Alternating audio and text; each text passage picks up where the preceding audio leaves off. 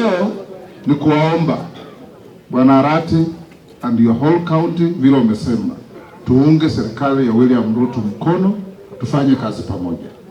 Wewe kama governor mnapata 20% ya mapato ya umma.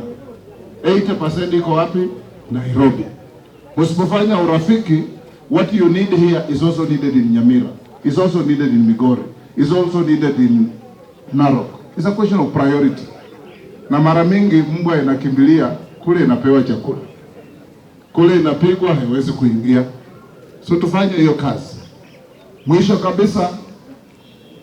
kabisa, watu wetu wa Kenya, sisi ni jamii ambayo ina ustaarabu wetu. Sisi kama Wakenya tumekuwa wakarimu kwa kila mtu. Waganda walipokuwa na shida walikuja hapa, wa Ethiopia walikuja hapa, wa Somali walikuja hapa. Tulinde amani yetu. Let nobody or anybody ever interfere with the peace, security and tranquility of our country. Tukienda kwa kura tubishane, tumalize, ule ameshinda aende bila kiburi, ule ameshindwa asidharauliwe. That is what our country should be. Ni jamii inaitwa Kenya. Tulienda kura, tulipiga vile tulipiga. Area zingine Azimio ikashinda, area zingine Kenya Kwanza ikashinda, na serikali ikaundwa na serikali zingine 47.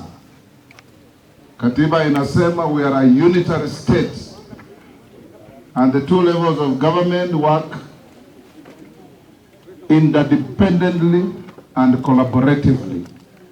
Ndivyo mnasikia Simba anasema ameongea na rais, kwa sababu rais anaongea na kila governor because they are a component of our country.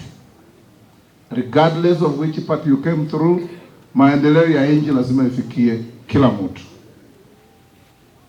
Leo tukiwa hapa ni kujenga kanisa, na nchi yetu imekuwa inazingatia maombi.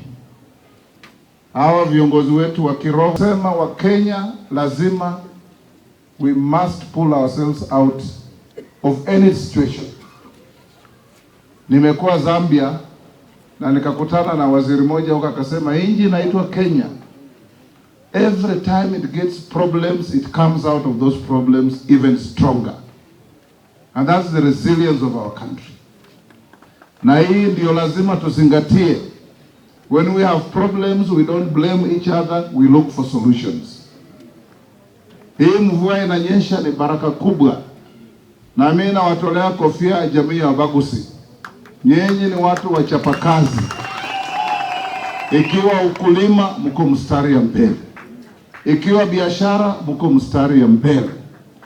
Hata ukija kule Nairobi, jamii zenye zinabishana kibiashara Kenya hii, Wamugusi yako hapo ndani. Akina mama, vijana na wazee.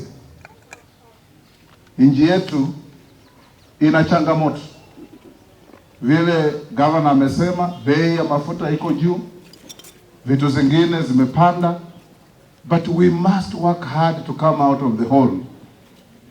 Ndivyo tunaona serikali, rais ako kila mahali, saizi ako Mombasa, ako kila mahali kusaidia kuzalisha mali. Na sisi hapa chini pia, let's play our part. Mambo ya future, nobody knows, we will get there. But right now is to build our country because nobody else will. Imagine hapa ni nyumbani, mtu mahali anaingia shambani, anatoa chakula, lakini life is becoming difficult. Nilienda juzi hapo hospitalini, napata watu wamekuliwa kwa siako. Imagine ni kisi.